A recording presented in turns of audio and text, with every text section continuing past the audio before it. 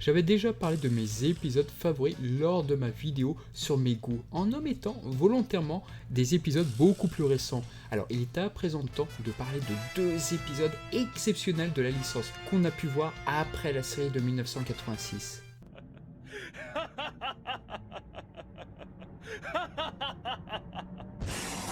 Le dernier épisode des OAV de Junikyu est incroyable à plus d'un titre, même si, à contrario, il a fait grincer des dents, notamment au Japon. Certains japonais lui ont en effet reproché sa laideur. Personnellement, je ne comprends pas, mais bon. Dans cet épisode ultime, toute l'équipe de ce projet se sont réunies pour donner le meilleur sur cet ultime épisode. Bon, il n'y a pas à proprement parler de mauvais épisodes sur cette série d'OAV, mais l'épisode 13 vient clairement finaliser ce beau revival. Le début de l'épisode met largement en avant le non moins culte Takehito Koyatsu pour son rire moqueur envers les pouvoirs de Seiya qui lui paraissent alors à ce moment-là insignifiants. La scène n'existe pas dans le manga, en effet, Radamanth se contente de faire sauter le trio des Gold Saints. Ici, le scénario s'amuse car c'est le début du combat qui est narré lors du précédent épisode. L'OAV refusera de nous montrer le final en optant ici le hors-cadre qui impacte comme il faut pour les bronzes saintes.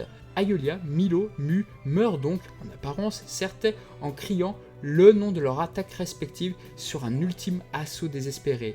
Radamanth ne sera jamais inquiété et l'épisode ne reviendra hélas pas sur la notion du Kekai. Alors attention, l'OAV12 le mentionne de manière assez discrète, le passage où Radamanth indique aux Gold qu'ils sont comme des bébés.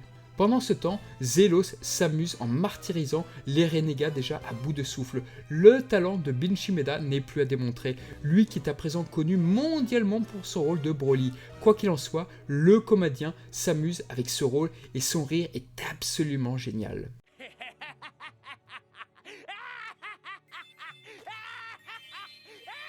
L'adaptation reprend un plan iconique où Seiya et les siens arrivent par le toit, détruisant alors la fresque de Pandore. Les adieux de Saga, Shura et Camus sont une réussite, sans parler des plans des bronzes saintes, faisant le deuil. Ici, le staff a réussi à sublimer, dépassant sans conteste le drama du même passage présent dans l'image album Hades.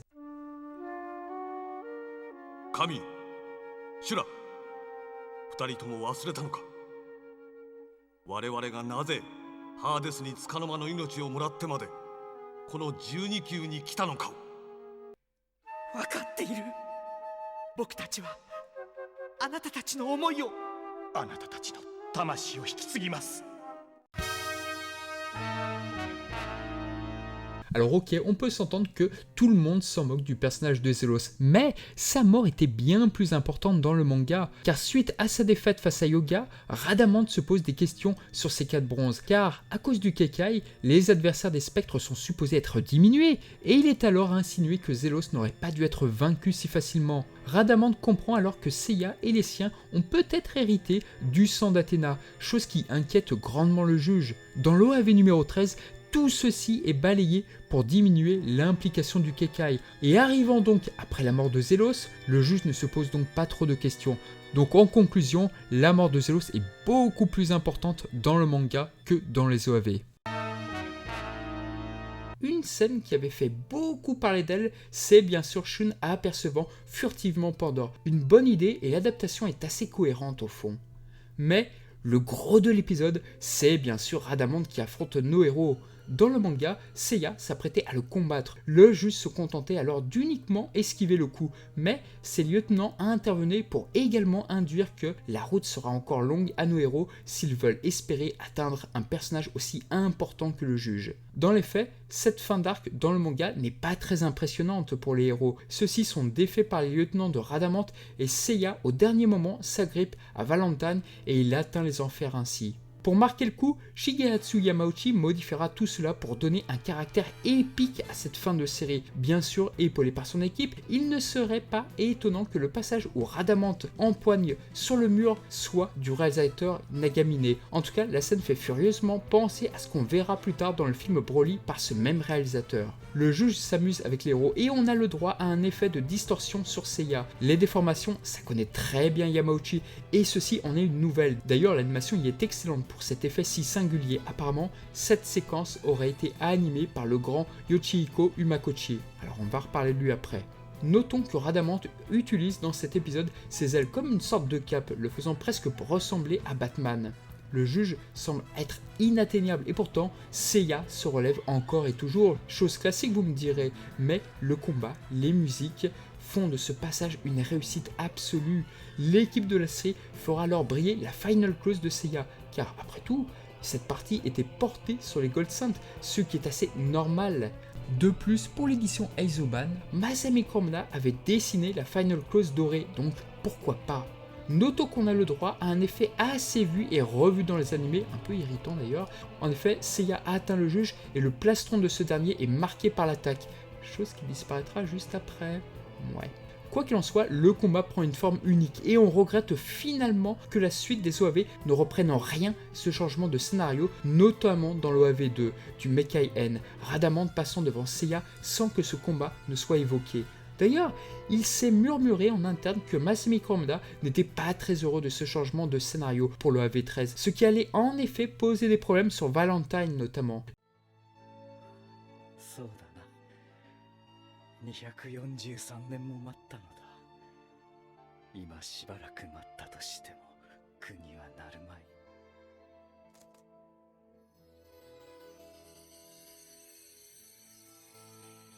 La scène de Sion et Doko est imparable et tellement plus forte que dans le manga. La musique de fin du film d'Asgard magnifie les dialogues de ces deux seiyuu.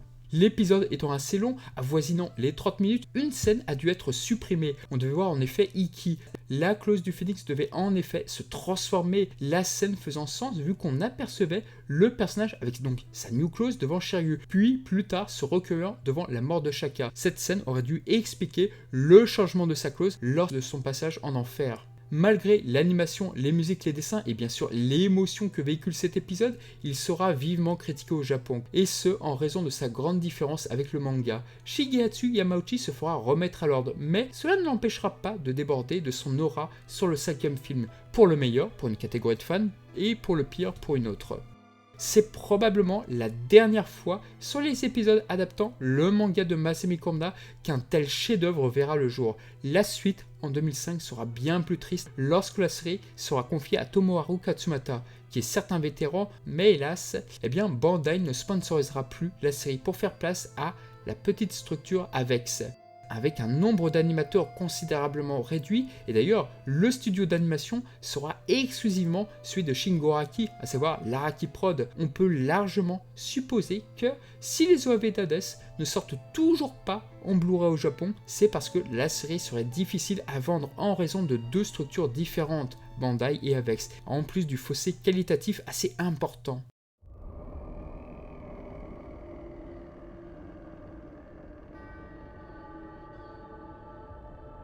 Saint Seiya Omega, l'épisode 51. Alors on va parler d'un épisode qui fête bientôt ses 10 ans en mars 2023. Bon alors je dis ça mais je ne sais pas si cette vidéo sortira en mars ou plus tard. Saint Seiya Omega est une série quelque peu maudite, car contrairement à Dragon Ball Super, elle n'est pas restée dans les mémoires des fans. Elle fonctionnera, certes, lors de la diffusion, d'accord, et même qu'une saison 2 sera commandée, ce qui n'est pas rien, mais en 2023, il n'en reste plus grand chose chez les fans. La controverse autour du design des armures prédomine aujourd'hui chez les fans qui se sont sentis trahis par le résultat. Malgré ce débat qui ne pourra hélas pas avoir une fin heureuse, des personnes très douées ont bossé sur cette série et on y trouve un certain Morio Atano qui se chargera de réaliser des épisodes clés pour cette première saison.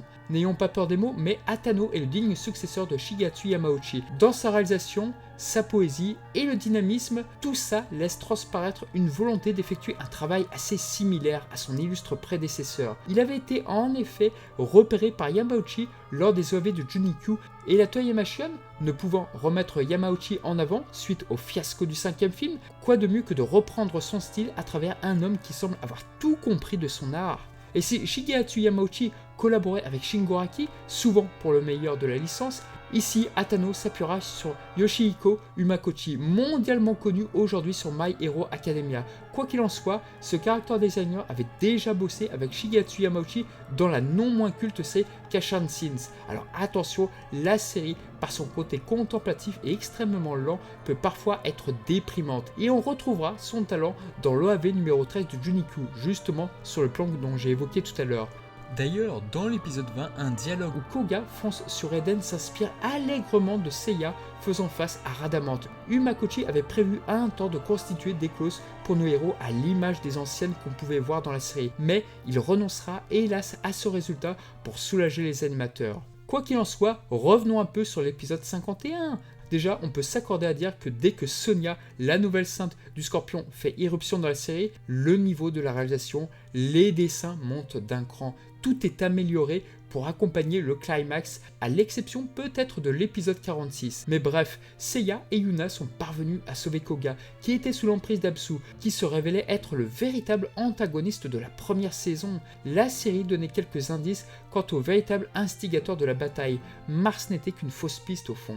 Alors que Koga reprend la clause du Sagittaire, fraîchement prêtée par Seiya, il fera face au dieu Absu. À l'image de l'excellent épisode 66 de Dragon Ball Super, où Végéto dominait Zamasu, il ne sera pas pour autant la clé du combat. Ici, c'est pareil avec la clause du Sagittaire qui faisait passer Seiya pour un personnage invincible dans les films. Ce code est renversé car la clause du Sagittaire sera de nombreuses fois détériorée dans cet épisode, ce qui est très appréciable. Visuellement, bien que le design d'Absu tranche radicalement avec tous les autres dieux de la série, que cela soit au niveau du design ou de la prestance, par exemple, il n'est pas muni d'une clause, Absu n'est pas un dieu du panthéon grec, mais reste très important dans la cosmogonie mésopotamienne. On a beaucoup alors reproché son design faisant penser à un boss de Final Fantasy. Le résultat est finalement à la hauteur des espérances, ça bouge bien, l'animation est incroyable et on se demande combien de mois l'équipe a mis pour le concocter.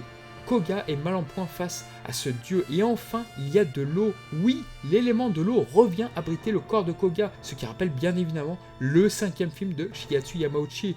Koga n'a jamais été aussi bien dessiné que dans cet épisode, et les différentes étapes du combat sont imprévisibles lors du premier visionnage, tant il est singulier dans son déroulement. Ce combat n'a rien de commun avec les anciennes productions, si ce n'est que les compagnons du héros lui prêtent son cosmos, ce qui est naturellement un rappel au manga où Seiya terrassait Saga grâce au cosmos cumulé de ses compagnons. Mais le tout est fait d'une manière tellement différente par rapport au manga ou bien encore du 4e film où le Cosmos des Bronzes faisait apparaître la Gold Clause du Sagittaire. Ici, le développement est très différent et cerise sur le gâteau, le premier opening est alors utilisé via l'indémodable groupe Make Up.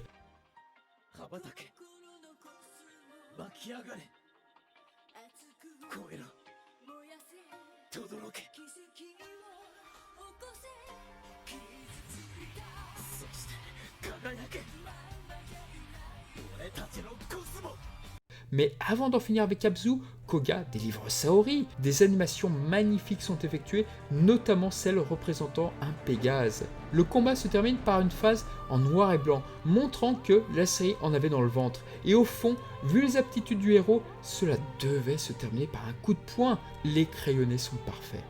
Et le fait qu'à ce moment-là, Koga soit sans sa clause, ou presque, ce n'est pas par hasard. Déjà, c'est une référence au message du 5e film, et vous avez le droit de ne pas aimer ce film, mais il est manifestement beaucoup apprécié par quelques fans, et de toute évidence, une partie du staff de la Toei Animation. Car le message dans le film du Tenkai, c'est de montrer que Seiya, sans sa clause, est capable de réaliser des miracles. Et lorsqu'il fait face à Apollon, ce n'est pas un saint, c'est pas un chevalier qui lui fait face, mais un homme. Seiya représente à ce moment-là l'humanité. Bien sûr, ce message sera écorné par Bandai qui avait imposé dans ce film la création d'une nouvelle armure pour Seiya, mais par la force des choses, je pense que le premier message du réalisateur est passé. Et c'est clairement cette valeur-là que reprend Saint Seiya Omega lorsque Koga en finit avec le dieu Absu sans protection. Et bien que la saison 2 fasse selon moi un peu n'importe quoi avec les évolutions des clauses de nos héros, et du coup face à Saturne, alors je parie que vous êtes très nombreux à avoir oublié l'apparence de l'ultime clause de Koga, faisant un poil penser à du Gundam Seed, mais en tout cas, le combat se finit par la force des points entre un homme et un dieu. Et c'est un message très intéressant qui personnellement me touche.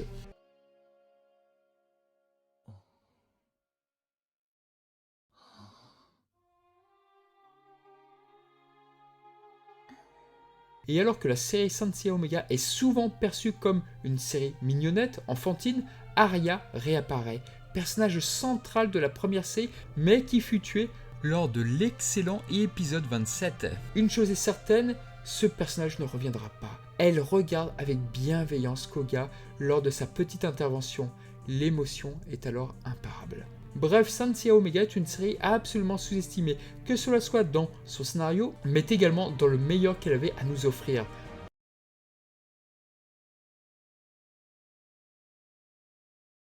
Et là, on va me retorquer que je n'ai pas parlé de la série Lost Canvas. Alors déjà, je ne trouve pas qu'un épisode de cette série soit véritablement meilleur qu'un autre. À l'heure actuelle, Saint Seiya Lost Canvas, eh bien, c'est la série la plus homogène qui a été conçue à ce jour pour la licence. Il n'y a pas à proprement parler un mauvais épisode qui entacherait la série, non. Alors, j'admets volontiers qu'en dépit des grandes qualités de la série, je suis moins client de l'histoire, hélas. Mais pour citer un épisode, alors j'avais déjà fait une vidéo sur le fameux combat d'Alba Fika, donc je vais en citer un autre. Je choisirai donc ici, pour une raison assez étrange, le numéro 20. Pourquoi l'épisode 20 et pas un autre? Eh bien tout simplement parce que je détestais dans le manga ce passage avec les dieux à la solde d'Hypnos. Et de manière assez surprenante, cet épisode est parvenu à me faire aimer ce passage. C'est assez dingue comme sentiment de trouver ce passage longuet et inintéressant en manga et de l'adorer en animé.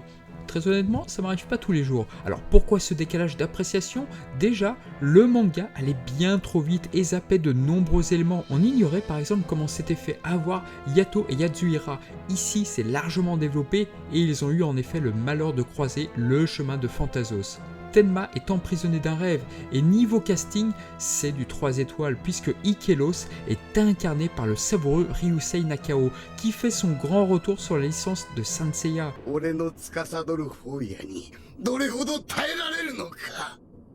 La voix est tellement bien assortie au personnage, Teshirogi avait indiqué en interview avoir imaginé ce personnage avec la voix de Ryusei Nakao. C'est vraiment un joli cadeau de la part de TMS. Shimaki Kuri doit vraiment envier sa consoeur d'avoir reçu un tel traitement pour l'adaptation de son manga.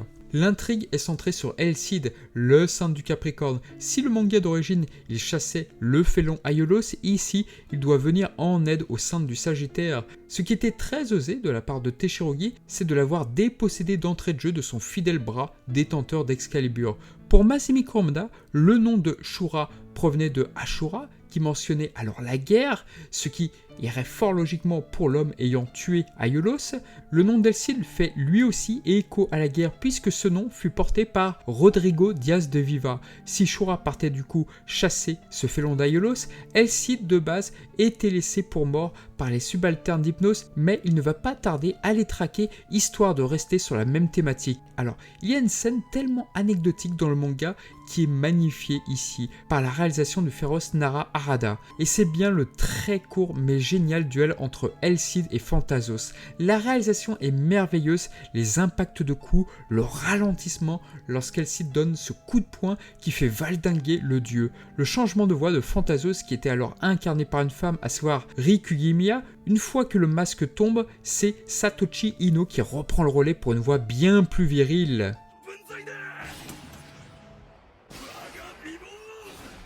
Le fan de Zabon que je suis ne peut qu'adorer cette subtilité. Et la musique de Kaoru Wada qui accompagne ce passage est excellente. Elle est d'ailleurs inédite en CD. On a également le droit un petit peu avant cela à une scène où Phantasos tente de percer le rêve d'Elcid. Bref, si je devais résumer en quelques secondes l'excellente série de Lost Canvas, cela serait sur ce court échange de coups de poing qui est symptomatique de cette adaptation. Car oui, il ne faut pas oublier, mais TMS, ils n'ont pas adapté Lost Canvas.